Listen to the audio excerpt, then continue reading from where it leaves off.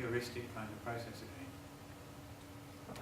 So although we dress it up quite nicely in terms of a COVID framework, or indeed in terms of an ISO 27000 framework, we're still lacking a rigorous kind of mathematical approach to handling risk. And you can't naively say, well, the threat is big and the impact is big, so we'll multiply these together. But the multiplication function is lacking. We haven't got an algebra of the space, to use a kind of mathematical analogy. Yes, we can kind of link them together and we can put diagrams on boards. But what we really wanted was these 1.5 billion events coming in per day to give us some kind of statistical method of actually deciding where the threats were and how they were going to affect our particular assets, and so we could decide where to place our resistance, where to put our money, as it were, in terms of solving the problem. But the best we can do, in some sense, the best opportunity we found is to talk about COVID and to talk about the framework. And at least that seems to get us into the management science kind of game, rather than simply cellular security, which was probably where we started 10 years ago. That's a long, waffly answer. I mean, I hope it kind of it's a very difficult question. Yes, I mean, it's the kind of question which I suspect the people in the room here ought to be thinking about. Either you imagine yourself as a customer trying to work out how you specify what you want, or you're a supplier of these things and you say, how can we put together a package, advertise it, make sure it can be delivered, and it's one which we can explain successfully to the customers. Because you don't really want to sell something which the customer doesn't understand. So a common framework is probably the essence of what we're doing. Any other burning issues?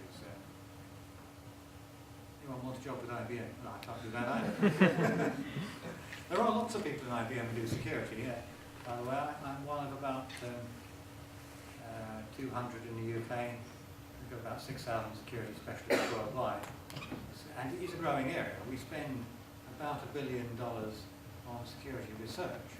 That's 1% of turnover of IBM, so it's small, but it's a sizable amount of money to spend on research rather than just marketing and development. And some quite interesting underlying pieces of security research as well, which you might like to look on our website. Things to actually make things invulnerable to Dooku worms anyway. You might speculate as to whether you can solve the whole problem technically.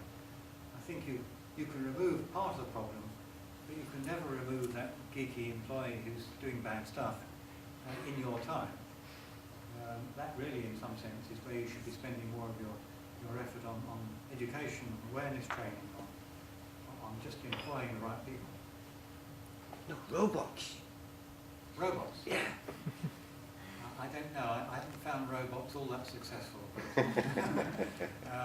One robot we've got, which is quite amusing. Again, if you look on the IBM websites, there is something called Watson. I think we had something called Holmes, but Watson's better. And it wins games on American television. You might say, well, that's dead easy, anyone can do that. But there is a kind of game called Jeopardy. And the robot, Watson, has to actually understand human speech. And then it has to do some complicated pattern matching from that speech into a series of questions, go off to Google and other places and look up the answers to the questions, and then it has to re-express the questions back fast enough to defeat human beings. So, if you could use that kind of intelligence to categorize threats and to perhaps perform some of the dialogue, then maybe we'd be better off. But Watson is not so much a robot as a repository of human intelligence. It doesn't actually do much thinking itself, it just rehearses what it's been doing before. It's a bit like chess playing. Chess playing is 90% sort of using the patterns which are already out there, which have been known to be successful, and throwing away all the bad moves. But I'm not a chess player, so I don't know what to talk about. Well, I'm glad that we've put you all off and you're no longer going to be tempted into doing computer security. It's obviously high-risk kind of approach.